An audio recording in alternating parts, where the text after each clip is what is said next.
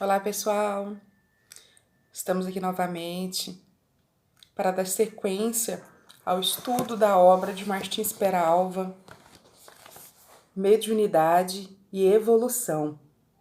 Esses vídeos fazem parte do estudo à distância em substituição às reuniões presenciais que ocorria na sexta-feira na nossa casa Cultivadores do Evangelho. Estão disponíveis para todos. Nós não temos nenhuma pretensão de esgotar nenhum tema. Tem muitos assuntos dos quais a gente não conhece. Nós fazemos a leitura do livro, conforme está aqui em Martins Peralva, e buscamos, diante das obras da codificação, entender um pouco mais referente à mediunidade. E hoje nós vamos começar de uma forma diferente. Vamos fazer uma pergunta do Livro dos Espíritos. Nós estamos usando a tradução de José Herculano Pires. E no capítulo 9, Intervenção dos Espíritos no Mundo Corpóreo. A pergunta de 458. Que pensam de nós os espíritos que estão ao nosso redor e nos observam? Isso depende. Os espíritos levianos riem das pequenas traquinices que vos fazem e zombam das vossas impaciências. Os espíritos sérios lamentam as vossas trapalhadas e trata de vos ajudar. Dito isso, nós vamos dar sequência ao estudo no capítulo 33, Influências. Serve e atrairás as forças espirituais que abençoam. Emmanuel. São variáveis em grau e durabilidade as consequências de um encarnado entregar-se às sugestões dos desencarnados. São variáveis em grau e durabilidade, em tempo e extensão, em tempo e potência, são variáveis. Buscando o recurso, mais uma vez, do Livro dos Espíritos, Allan Kardec pergunta aos espíritos. O item é o segundo item do capítulo 9, Influência Oculta dos Espíritos sobre os nossos pensamentos e as nossas ações. Pergunta 459. Os espíritos influem sobre os nossos pensamentos e as nossas ações? Nesse sentido, a sua influência é maior do que supondes, porque muito frequentemente são eles que vos dirigem. Olha só. Essa é a pergunta de número 459. Ele veio falando aqui para nós, afirmando, né, que muito frequentemente são eles que vos dirigem. Aí Kardec, na pergunta de 461, ele fez a seguinte abordagem. Como distinguir os nossos próprios pensamentos dos que nos são sugeridos? Quando um pensamento vos é sugerido, é como uma voz que vos fala. Os pensamentos próprios são, em geral, o que vos ocorre no primeiro impulso. De resto, não há grande interesse para vós nessa distinção, e é frequentemente útil não saberdes. O homem age mais livremente se decidir pelo bem, o fará de melhor vontade. Se tomar o mau caminho, sua responsabilidade será maior. Então, o que a gente precisa com relação, né, à compreensão das influências, é seguir sempre aquela que nos aproxima mais de Deus. Seja ela nossa, seja ela externa, seja de um amigo encarnado, seja dos nossos acompanhantes desencarnados, para a gente discernir entre um e outro, é aquele que nos aproxima mais de Deus. Te sugerir uma ideia, você tem ali, fica pensando se foi de sua ou se foi do exterior à sua volta.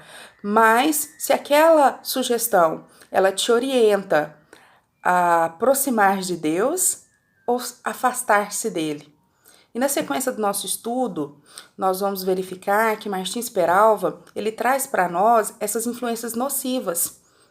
São processos nocivos, são aquelas sugestões por nós acatadas que nos distancia de Deus. Na sequência, ele traz para nós: tendo a influência do desencarnado origem no passado, portanto com raízes profundas, as consequências são mais sérias, podendo levar a um processo obsessivo cruel, que evoluindo pode encaminhar para a possessão. Então ele trouxe aqui para nós duas questões que às vezes para muito de nós pode ser novidade: processo obsessivo e possessão. No livro dos médiuns, estou usando essa tradução, também de José Herculano Pires, página 216, os itens 237 ao 239.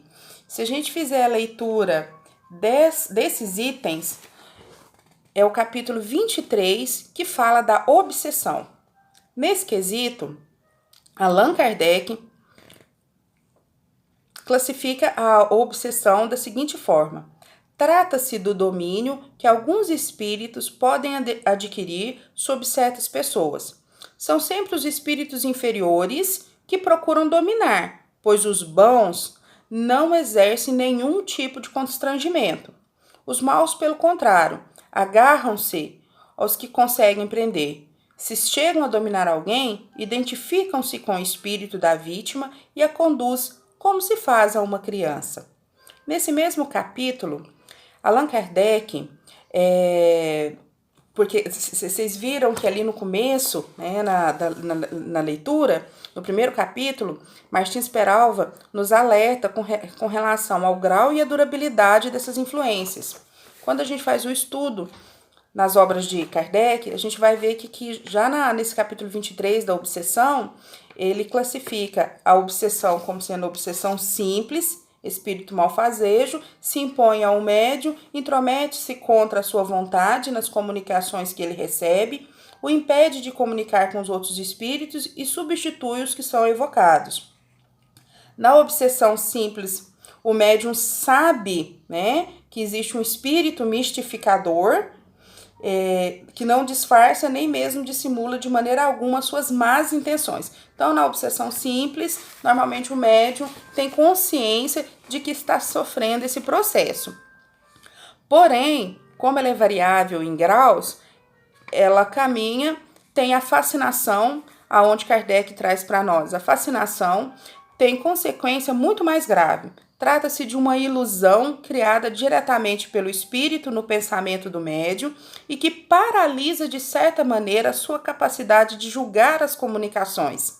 Então, neste momento, já deixa de ser uma obsessão simples e passa a ser uma fascinação.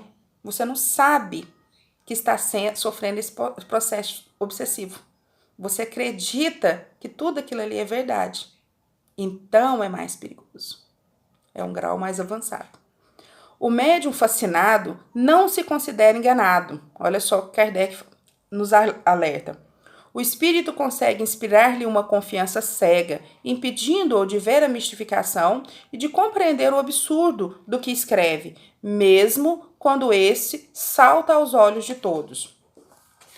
Na sequência aqui, Kardec vai falar também da subjugação nesse processo obsessivo.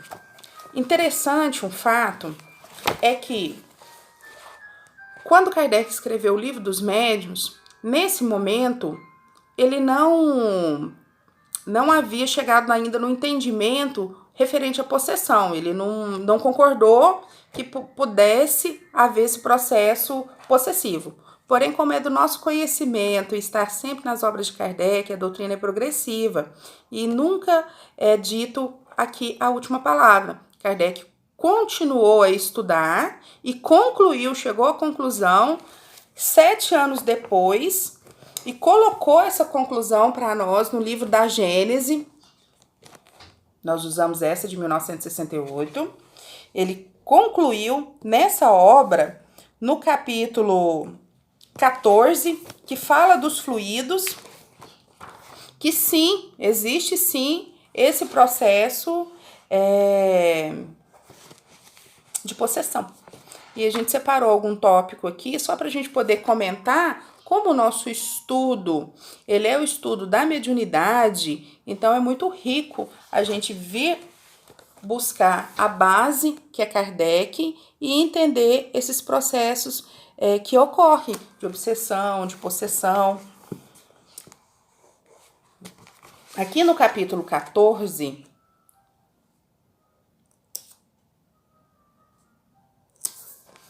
aonde ele vem nos falar de... Isso mesmo, item 47. Onde ele vem nos falar da questão da possessão, a gente vai começar no item 46, aonde ele coloca mais uma notinha a respeito de obsessão, né? Onde ele faz ali uma explicação a respeito de obsessão. A obsessão é quase sempre o fato de uma vingança exercida por um espírito, e o mais frequente é que tem origem nas relações que o obsedado teve com ele em uma existência anterior. Então, aqui, Martins Peralva trouxe para nós, né, também, tendo a influência do desencarnado, origem no passado. No item 47, Kardec esclarece: na obsessão, o espírito age exteriormente com o auxílio de seu perispírito, que ele identifica com o do encarnado. Este último encontra-se, então, enlaçado, como em uma rede, e forçado a agir contra a sua vontade. Na possessão, que depois de 7 anos, ele considera e conclui que sim, que existe os processos possessivos. Na possessão, em lugar de agir exteriormente, o espírito livre se substitui, por assim dizer, ao espírito encarnado.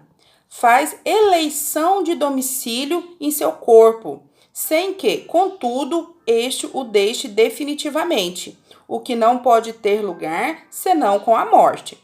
A possessão é, pois, sempre temporária e intermitente, porque um espírito desencarnado não pode tomar definitivamente o lugar e a dignidade de um espírito encarnado, atentando que a união molecular do perispírito e do corpo só pode se operar no momento da concepção. O espírito, na posse momentânea do corpo, serve-se dele como do seu próprio, fala por sua boca, vê pelos seus olhos, atua com seus braços, como se tivesse feito de sua vivência. Não é mais como na mediunidade psicofônica, na qual o espírito encarnado fala, transmitindo o pensamento de um espírito desencarnado. É este último, ele próprio, que fala e que atua. E se o tiver conhecido em vida, reconhecê-lo-á pela sua linguagem, sua voz, pelos seus gestos e até pela expressão de sua fisionomia. Quem tiver a Gênese em casa, faça a leitura desse capítulo 14, porque aqui ainda existe diversas outras informações muito interessantes, complementares, base para o estudo da noite de hoje. Aqui a gente vai parar por aqui para dar sequência ao capítulo 33 do livro de Martins Peralva. O que determina o grau e a intensidade da obsessão são, em princípio, as causas que motivaram o perseguidor a atacar o encarnado, assim como a sua maior ou menor resistência ao assédio. Nós somos espíritos milenares, tivemos diversas encarnações, teremos outras tantas, e nós adquirimos muitos desentendimentos por onde passamos. Esses desentendimentos, alguns foram perdoados, outros não. Outros nos perseguem, nos acompanham. E como que a gente pode fazer para diminuir o impacto dessas influências negativas? Orar e vigiar. Manter o pensamento vigilante, buscando sempre ouvir a influência daquela que nos aproxima mais de Deus.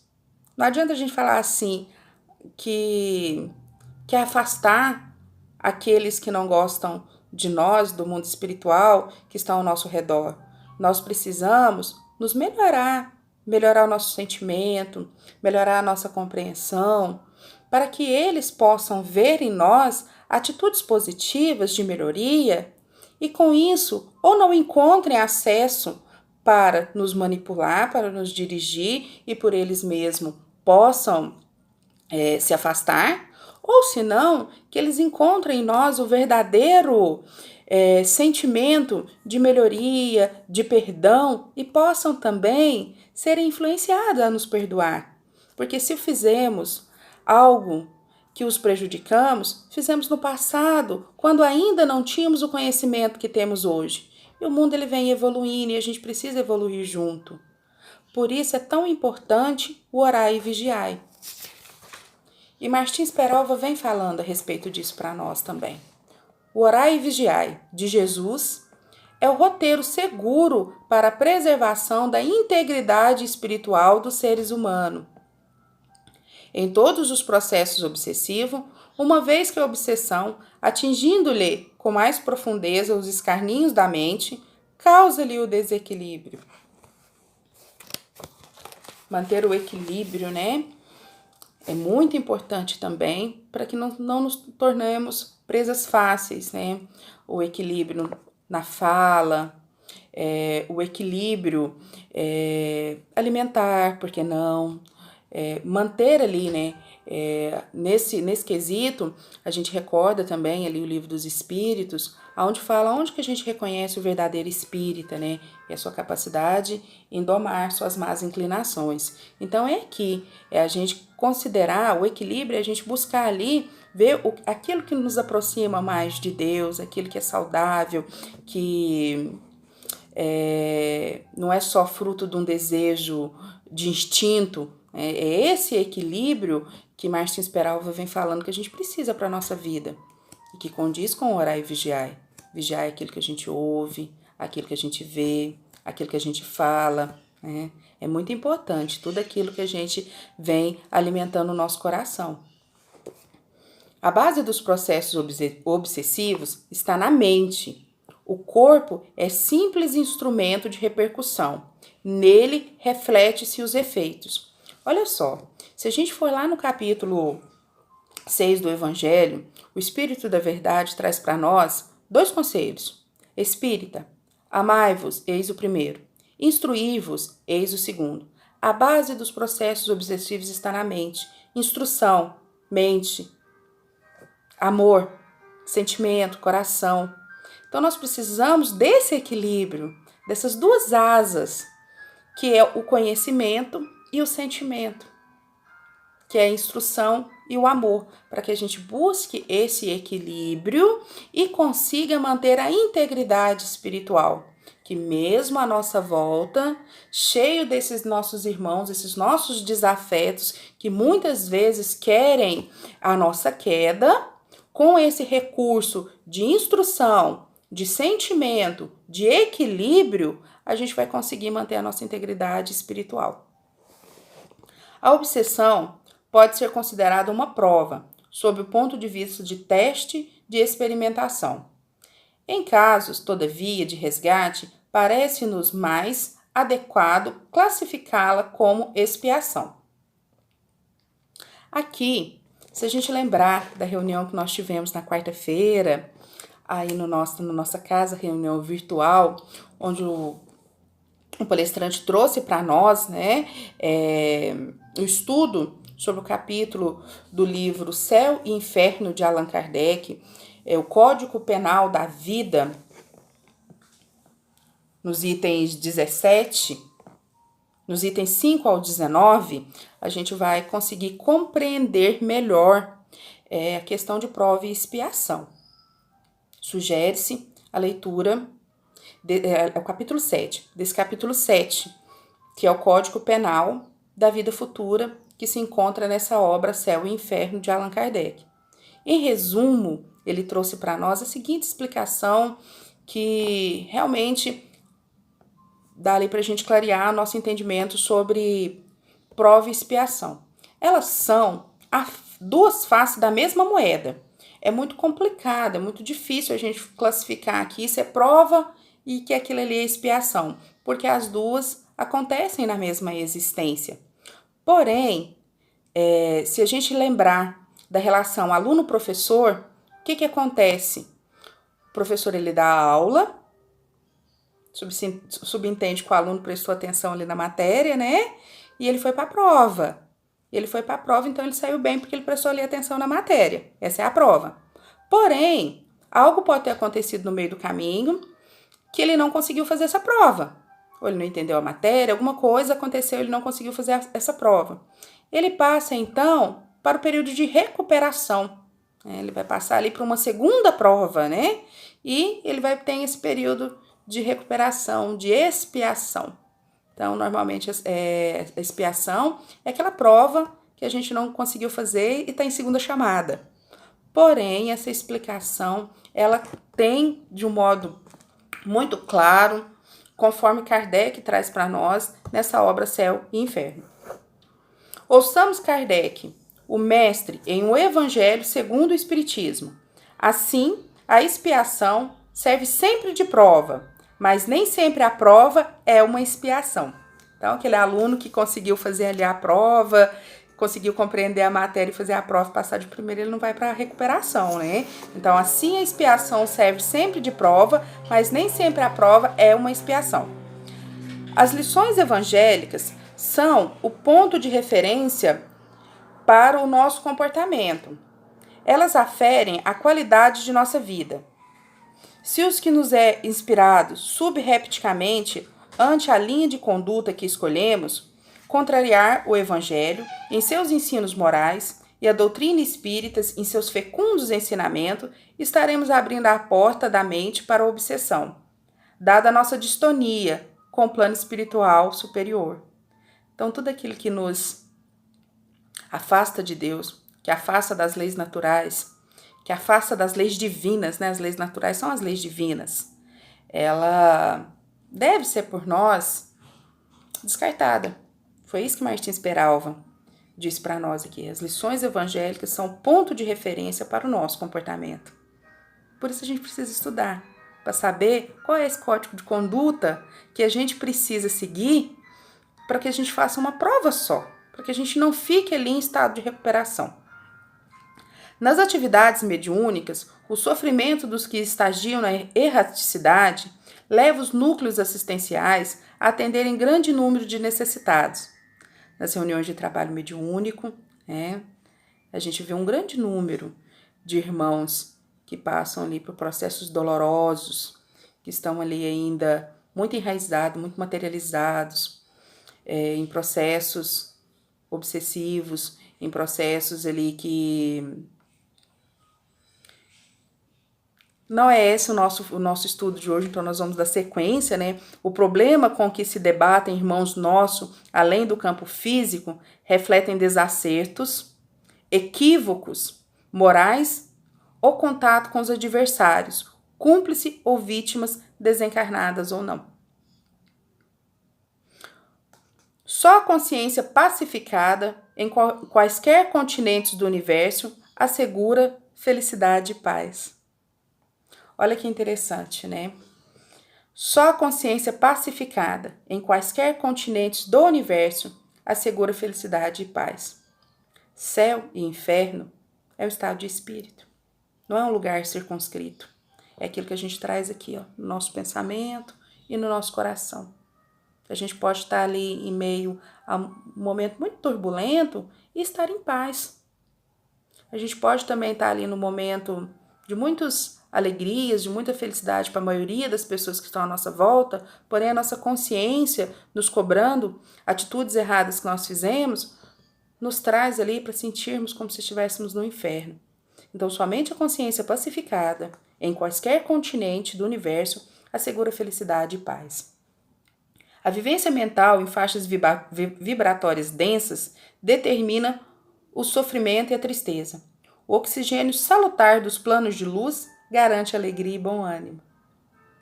Influências prejudiciais podem atingir também mentes infantis, levando-as, algumas vezes, ao desajuste. Mentes infantis, né? Quando a gente fala assim, mas lá na criança, né? A criança que ainda não começou ainda a adquirir as experiências dessa vida terrena. Porém, o espírito não é é um espírito de uma criança, não é um espírito infantil. Não existe essa fase infantil da qual a gente compreende, né, na matéria, no mundo espiritual. Lá, a infância que é referida é a infância que é o sentido de estar desprovido de conhecimento, de informação, e não essa de ingenuidade da criança. O espírito da criança, ele é um espírito que ele já viveu muitas vezes, ele pode muitas vezes ser um espírito anterior ao nosso, com mais vivência, com mais encarnação do que muitos de nós. Então, ele também tem, igual a gente comentou no começo, esse relacionamento, esse intercâmbio, ele também tem. E aqui, Marcia Speral vai falar para nós o seguinte: o Espiritismo elucida tais ocorrências como explicação lógica. A criança que temos hoje, diante de nós, foi adulta ontem, em experiências anteriores, quando o seu espírito, utilizando mal o livre-arbítrio, terá cometido delitos cujas consequências se manifestam agora, com o corpo físico ainda em desenvolvimento. Preces, passes e frequência às aulas sobre evangelho são a terapêutica para fenômenos obsessivos na idade infantil. E também reuniões mediúnicas sem a presença da criança. Considerando aqui que Martins Peralva, nesse livro Mediunidade e Evolução, ele utilizou como referência, no início de cada capítulo, o livro Seara dos Médiuns, Psicografia de Chico, através do Espírito de Emmanuel, a gente vai também, para poder encerrar a nossa leitura de hoje, fazer a leitura do capítulo 21, Pequeninos, mas Úteis, que foi aonde Martins Peralva buscou referência para o capítulo 33 do livro Mediunidade e Evolução, Influências, né? Capítulo 21, Pequeninos, mais Úteis. Reunião pública de 14/3/60, questão número 227. Educa-te e assimilarás a influência das forças espirituais que iluminam. Serve e atrairá as forças espirituais que abençoam. Diante da grandeza do universo e perante a extensão de nossos próprios erros no passado culposo, todos somos pequeninos, mas podemos ser úteis. Com vistas, assim, ao trabalho do bem, recorramos à imagem simples da vida para compreendermos, sem qualquer dúvida, a obrigação de servir. A restauração do enfermo está dependendo de exame decisivo. O diagnóstico está feito. Os sintomas são evidentes, mas é necessário que esse ou aquele aparelho de análise, muitas vezes aparentemente de pouca monta, estabeleça a prova conclusiva para assistência segura. Para isso, no entanto, é indispensável que o recurso instrumental esteja em perfeitas condições. O salão, à noite, está lotado por assembleias numerosas, reunido com o objetivo de estudar importantes problemas de enorme comunidade. O temário está pronto, os planos são precisos, mas antes foi necessário que se valesse alguém de humilde tomada elétrica, a fim de que a luz se fizesse. Para isso, no entanto, foi indispensável que a instalação satisfizesse as exigências da sintonia. O comboio está repleto de personalidades respeitáveis para uma importante excursão. O programa é correto, o horário está previsto, mas é necessário que a pequena alavanca de controle seja acionada para que a locomotiva se ponha em movimento. Para isso, no entanto, é indispensável que a engrenagem permaneça na harmonia ideal. Ninguém perderá tempo perguntando se a pipeta do laboratório pertenceu a algum malfeitor, se os fios da eletricidade alguma vez passaram inadvertidamente pelo cano de esgoto, ou se o ferro da máquina terá servido algum dia em conflitos de sangue e de ódio. Vale saber que, devidamente transformados, mostram-se em disciplina para ajudar.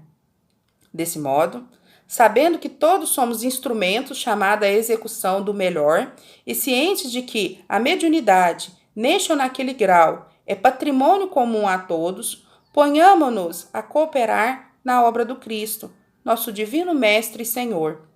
Ninguém despreze a bênção das horas cultivando tristezas inconsequentes ou sombras imaginárias, porque, muito acima dessa ou daquela deficiência que tenha perdurado conosco até hoje, até ontem, importa hoje a nossa renovação para atender ao bem, no lugar exato e no instante certo, porquanto somente nas atividades do bem, para o bem dos outros, é que nos garantiremos a vida e a continuidade de nosso próprio bem. E é com essa leitura que nós encerramos nosso vídeo de hoje. Que Jesus nos abençoe, que possamos estar aqui novamente na próxima sexta. Muita paz, muita luz para todos nós. Na graça de Deus, que assim seja.